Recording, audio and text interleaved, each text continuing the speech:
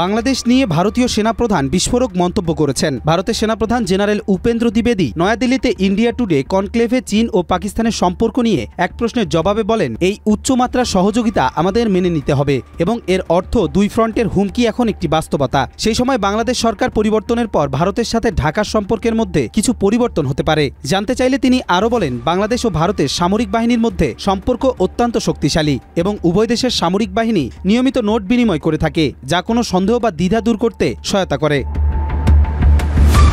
এছাড়া পাকিস্তান ও চীনের সম্পর্ক নিয়ে তিনি বলেন, দুই দেশের মধ্যে উচ্চমাত্রার সহযোগিতা রয়েছে, যা ভারতের জন্য একটি বাস্তবতা। ৮ মার্চ রাতে এনডিটিভি সংবাদ মাধ্যমে প্রকাশিত এক প্রতিবেদনে এসব তথ্য জানানো হয়। তিনি আরও জানান, ভারতীয় সেনাবাহিনী সবসময় দুই ফ্রন্টের যুদ্ধের জন্য প্রস্তুত এবং তারা চলমান সংঘাত থেকে যে শিক্ষা পেয়েছে সেটি ব্যবহার করে নিজেদের শক্তিশালী করে তুলেছে।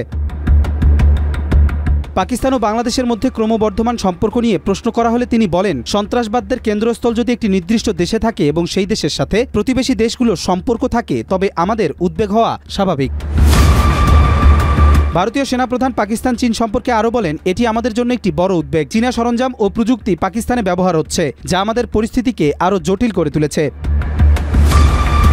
তবে জেনারেল দ্বিবেদী সহাবস্থান ও সহযোগিতা এবং সমন্বয়ের উপর জোর দিয়ে বলেন, যে কোনো যুদ্ধ এই অঞ্চলের দেশগুলোর জন্য ক্ষতিকর হবে।